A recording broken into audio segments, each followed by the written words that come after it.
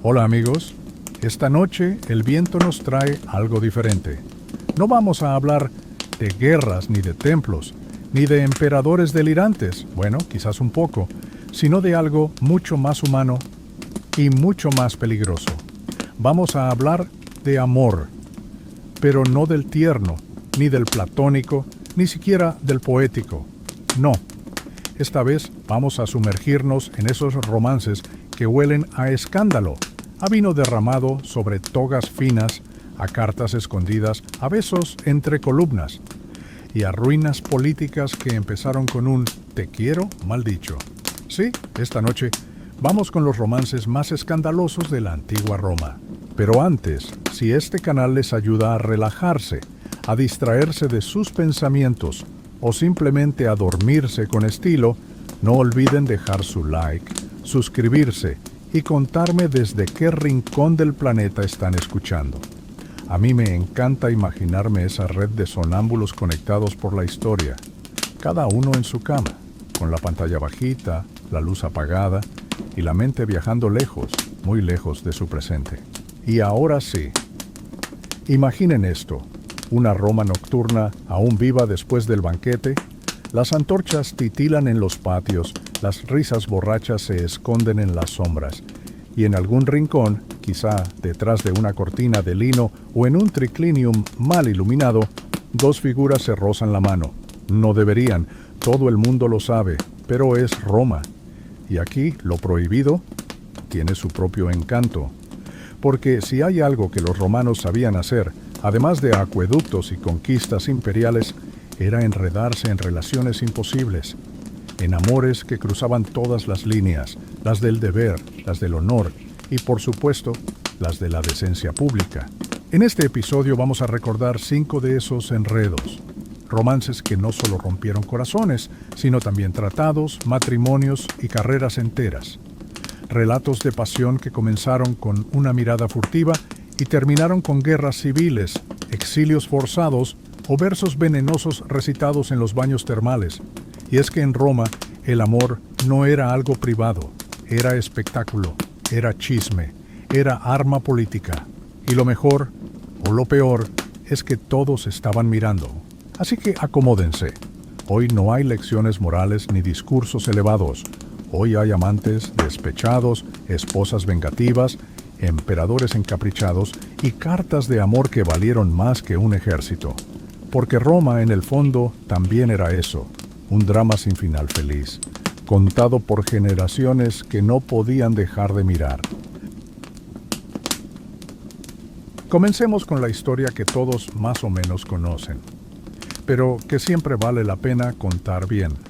Marco Antonio y Cleopatra.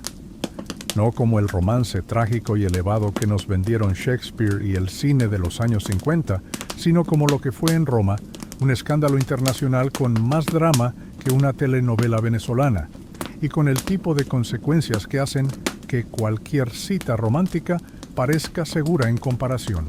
Marco Antonio, heredero político de Julio César, general carismático y orador poderoso, tenía ya una reputación bastante inestable. Inteligente, sí, pero con un talento especial para el exceso.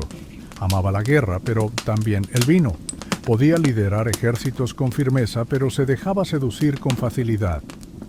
Y en el momento en que se cruza con Cleopatra, la reina de Egipto, políglota, estratega y dueña del marketing personal más efectivo del mundo antiguo, Roma entera contuvo la respiración. No porque fuera una historia de amor bonita, sino porque era peligrosamente conveniente para ambos. Cleopatra sabía que un romance con Marco Antonio no solo le garantizaba protección militar, sino también un lugar en la política del imperio. Antonio, por su parte, encontró en ella no solo una compañera de cama, sino una aliada capaz de financiar sus campañas, seducir a sus soldados y mantenerlo, literalmente, anestesiado de sus deberes en Roma. Porque sí, mientras Augusto, el otro heredero de César, más frío y calculador, organizaba el Senado y construía su camino hacia el poder absoluto, Antonio estaba en Alejandría, disfrazado de Dionisio, bebiendo con Cleopatra y participando en rituales donde ambos jugaban a ser dioses. La relación era pública, escandalosamente pública. Se escribían cartas románticas que terminaban en manos del Senado, hacían promesas de dividir el imperio entre sus futuros hijos y organizaban banquetes donde se anunciaban como reyes del mundo. Para los romanos esto era intolerable, no por celos patrióticos, sino porque parecía que Antonio había olvidado quién era. Se había convertido, según la propaganda de Augusto, en un esclavo de una reina extranjera, una mujer oriental, sensual, peligrosa. Y eso en la mentalidad romana era traición, no solo a su patria, a su virilidad. La cosa terminó mal, por supuesto. Después de años de tensiones, batallas y declaraciones cruzadas, Augusto lo venció en la famosa batalla de Accio. Antonio, derrotado, volvió a Egipto, y allí, junto a Cleopatra, se encerró a esperar el final. Cuando creyó que ella se había suicidado, se apuñaló en el estómago. Falló, por cierto. No murió de inmediato. Tuvieron que llevarlo, sangrante, hasta el cuerpo de Cleopatra, que aún no estaba muerta, para que murieran juntos. O al menos eso dice la versión más poética. Cleopatra, fiel a su estilo teatral, se hizo llevar una serpiente venenosa. O tal vez fue veneno líquido. Nadie sabe con certeza. Lo que sí sabemos es que su muerte fue tan estudiada como su vida, porque si Roma iba a convertirla en villana, ella iba a salir de escena como una reina. Marco Antonio y Cleopatra no murieron solo como amantes, murieron como símbolo del último gran escándalo de la República Romana. Su historia fue usada por Augusto para consolidar su poder, y su romance, lejos de ser solo una tragedia, fue una bomba de tiempo. Una alianza demasiado intensa, demasiado visible, demasiado útil y demasiado peligrosa. Un amor que, si lo piensas bien, no naufragó, simplemente estalló. Si pensabas que el drama de Marco Antonio y Cleopatra era el punto más alto del escándalo romano, espera a que te cuente lo de Nerón, porque este emperador no solo rompió todas las normas posibles en cuanto a poder, familia y sentido común, también llevó el concepto de amor a lugares francamente inquietantes. Y es que entre incendios, asesinatos maternos y representaciones musicales forzadas, Nerón también encontró tiempo para protagonizar uno de los romances más turbios de toda la historia imperial, el de él con su esposa fallecida, o al menos con un sustituto. La historia empieza con Popea Sabina, una mujer ambiciosa, inteligente y extremadamente persuasiva que logró convertirse en la esposa de Nerón después de una cadena de maniobras dignas de cualquier intriga de palacio. Pero lo curioso es que, para lograrlo, Popea tuvo que dejar atrás a su esposo anterior y Nerón a su esposa legítima. Spoiler: ninguno de esos cónyuges sobrevivió al proceso. El amor en Roma no era para los débiles. Una vez casados, Popea y Nerón vivieron una relación intensa, marcada por lujos obscenos, escenas de celos y violencia, mucha violencia. En un arrebato de furia, se dice que Nerón la pateó estando embarazada y Popea murió. Fue una tragedia que él, según las crónicas, lamentó profundamente a su manera, porque poco tiempo después ocurrió algo que hace que cualquier ex tóxico parezca inofensivo. Nerón encontró a un joven liberto llamado Esporo. Y aquí es donde la historia da un giro que incluso hoy dejaría perplejo a cualquier terapeuta. Esporo tenía un parecido físico tan inquietante con Popea que Nerón lo mandó a castrar, lo vistió como mujer y lo presentó públicamente como su nueva esposa. Hizo una ceremonia, lo llamó Sabina y lo paseó por el palacio como si nada. Incluso lo llevó consigo a actos oficiales, dándole el mismo tratamiento que habría tenido una emperatriz viva o una estatua. La relación con Esporo no fue un secreto, fue un espectáculo, un romance necrofílico por sustitución que desconcertó incluso a los contemporáneos de Nerón, que ya estaban bastante curados de espanto. y aunque algunos historiadores sugieren que pudo haber razones políticas detrás del gesto, como la necesidad de mostrar continuidad emocional para no parecer un monstruo. Lo cierto es que la figura de Esporo quedó envuelta en un halo de tristeza, ambigüedad y horror. Lo más inquietante es que Nerón, en su delirio, parecía convencido de que había recuperado a Popea, no con un retrato, no con un poema, sino con una persona real, una que respiraba, sufría y debía vivir bajo la sombra de una muerta idealizada hasta lo grotesco. Esa relación no terminó bien, por supuesto. Nerón, como era de esperarse, cayó en desgracia, y aunque Esporo sobrevivió al emperador por un tiempo, acabó siendo empujado al suicidio durante el reinado de otro autócrata igual de cruel. Pero el recuerdo de ese romance siguió flotando en los salones imperiales, un recordatorio de que en Roma a veces el amor no era amor, era posesión, era ego, y era espectáculo, y Nerón, como tantos otros, solo quería que lo amaran, aunque tuviera que inventar a quien lo hiciera. Ahora vamos con una de las historias más picantes y peligrosas del imperio, la de Mesalina, esposa del emperador Claudio y su supuesta obsesión por un gladiador llamado Cayo Silio. Pero para entender bien este romance, hay que conocer primero a su protagonista, Valeria Mesalina, joven, hermosa, emparentada con sangre imperial, y con una fama que, incluso para los estándares romanos, rozaba el vértigo. Mesalina tenía poder, mucho, y además era la esposa de un emperador que, aunque inteligente, no tenía precisamente un carácter imponente. Claudio era reservado, algo torpe en público y bastante mayor que ella. Mesalina, en cambio, era fuego, ambiciosa, manipuladora y, según sus enemigos, insaciable. Historiadores como Suetonio y Tácito nos la pintan como una figura casi mítica, mujer fatal, estratega de alcoba y capaz de usar su cuerpo como herramienta de Estado. ¿Exageraron? Probablemente. ¿La odiaban por su influencia? Sin duda. ¿Eso impide que el chisme sea suculento? Para nada. El punto álgido de su historia llega cuando, ya harta del rol decorativo que se esperaba de ella, Mesalina se lanza de lleno a una aventura con Cayo Silio, un joven y apuesto patricio que también era gladiador, al menos en las versiones más dramatizadas. Y aquí no hablamos de encuentros discretos.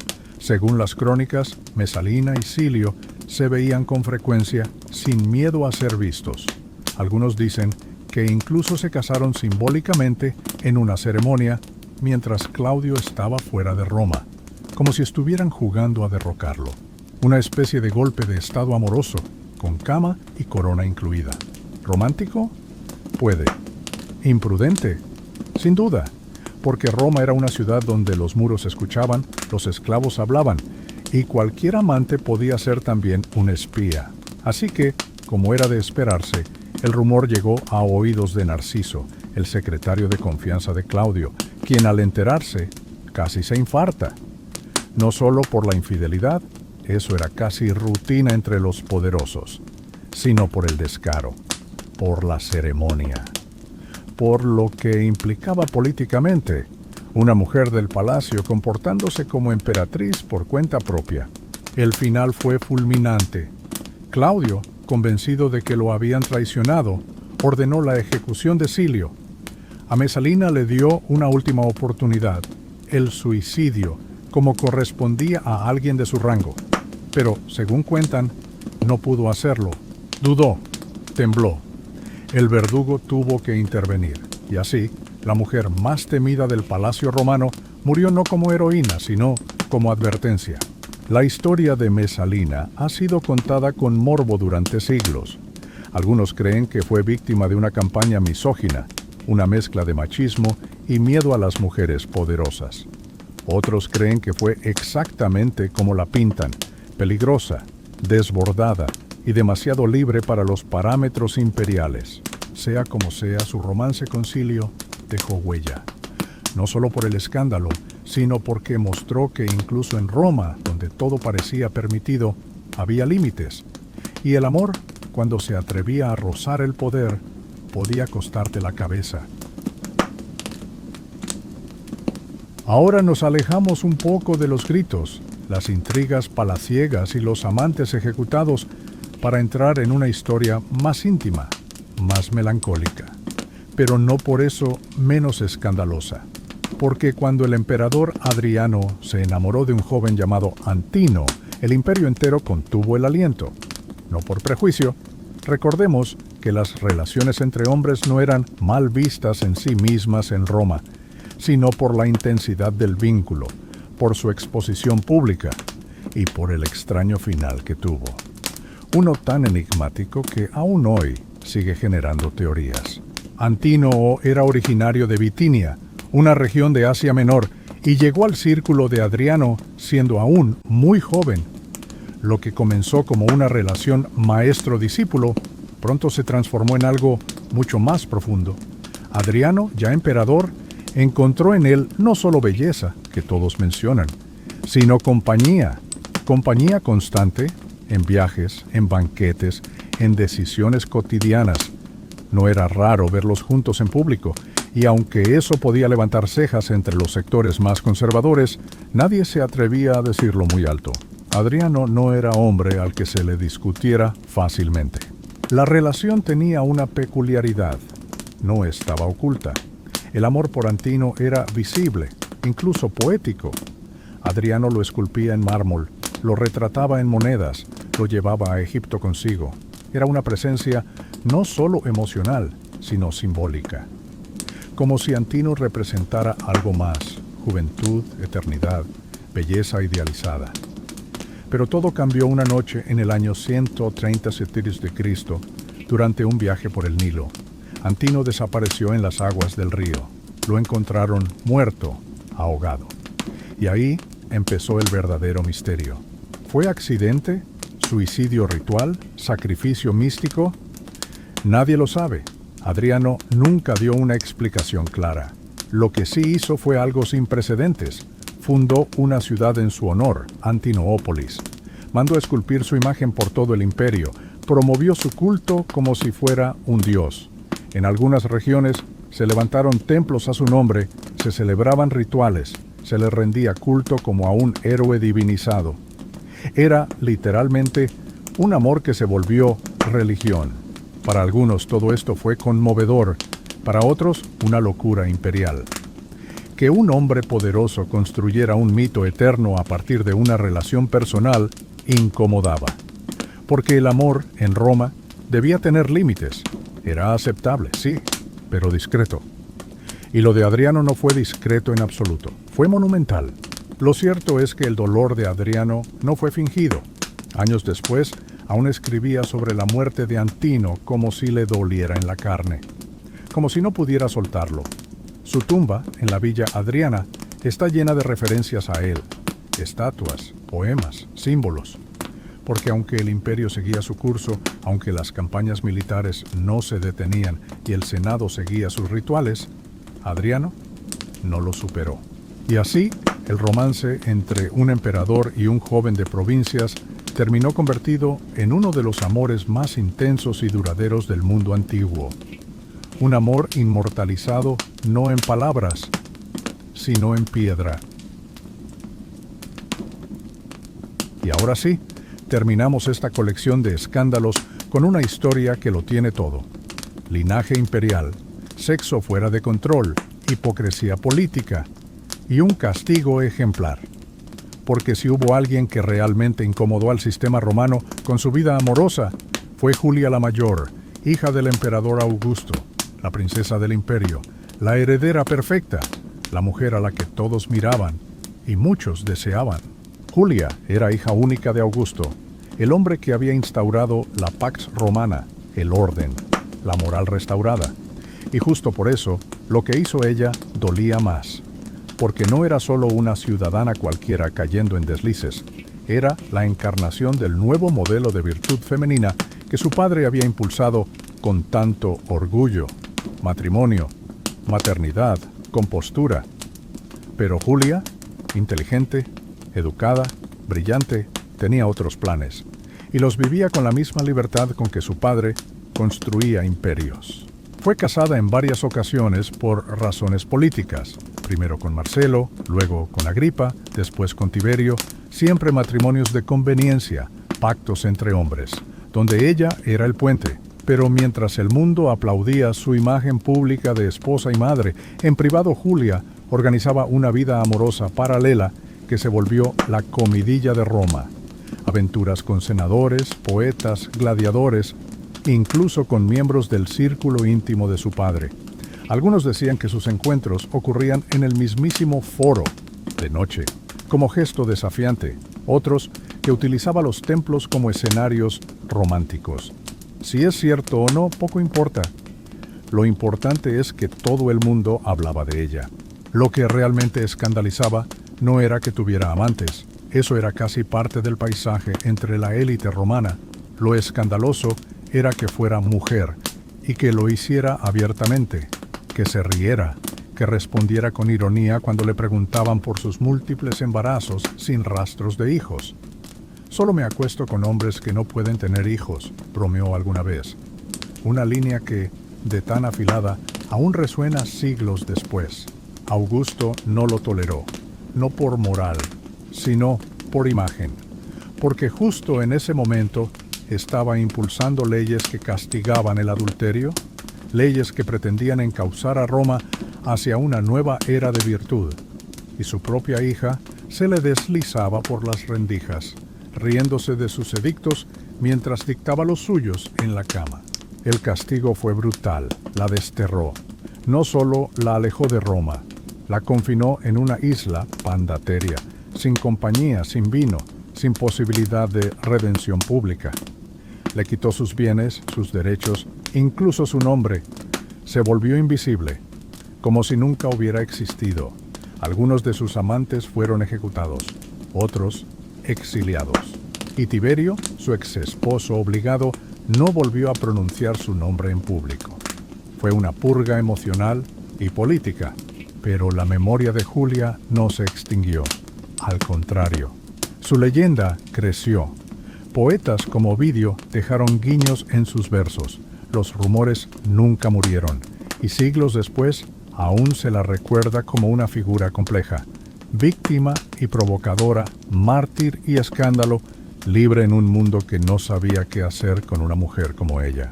En el fondo, lo que su historia revela no es solo el deseo, es el miedo que tenía Roma a las pasiones femeninas cuando éstas no estaban controladas, enclaustradas, obedientes. Julia, con su cuerpo y su humor, desafió a un imperio que predicaba virtud, pero practicaba duplicidad, y por eso la castigaron, pero también por eso la seguimos recordando. Así que, si siguen aquí, con los ojos medio cerrados, la cabeza ya apoyada en la almohada y el teléfono apenas iluminando la sábana, espero que esta pequeña excursión entre los escándalos amorosos de Roma les haya servido no solo para relajarse, sino también para reconciliarse un poco con sus propias historias sentimentales. Porque sí, algunos exes pueden ser dramáticos. Pero al menos no intentaron coronarse con ustedes, ni fundaron una religión después de una ruptura, ni los obligaron a casarse con su doble vestido de novia imperial. En Roma el amor era todo menos tranquilo, era instrumento político, era provocación pública, era poder disfrazado de deseo. Lo que hoy llamaríamos relaciones tóxicas, allá eran parte del protocolo imperial. Lo que hoy sería apenas un chisme de redes, allá podía desatar guerras civiles. Y sin embargo, detrás de todo ese exceso, de esas decisiones incomprensibles, de esos besos mortales, también había algo reconocible, un impulso tan antiguo como la propia humanidad: querer ser amado, querer dejar huella, querer, aunque duela, aunque cueste, aunque nos arrastre con todo. Cada historia que contamos esta noche, de Marco Antonio hasta Julia, de Nerón a Adriano, nos habla de pasiones que no supieron quedarse en privado, de personas que se amaron más allá del sentido común, de la conveniencia, de la reputación y a veces también más allá de los límites de la vida misma, porque el amor en Roma era demasiado grande para caber entre dos personas. Tenía que hacerse espectáculo, monumento, leyenda, y por eso seguimos hablando de ellos. Porque aunque los siglos hayan pasado, aunque las estatuas se hayan roto y las cartas de amor se hayan borrado, la emoción sigue ahí, late, respira. Nos hace imaginarlos susurrando entre cortinas de lino, cruzando miradas en medio del Senado, escribiendo versos en las paredes húmedas de una villa y dejando tras de sí no solo ruinas, sino historias, de esas que vale la pena escuchar con los ojos cerrados. Si esta noche logramos eso, que la historia les haga compañía, que les arranque una sonrisa suave o que al menos los ayude a dormir con una mente más ligera, entonces ya cumplimos con lo esencial. Gracias por quedarse hasta el final. No olviden dejar su like, suscribirse si aún no lo han hecho y contarme en los comentarios desde qué lugar del mundo me están escuchando.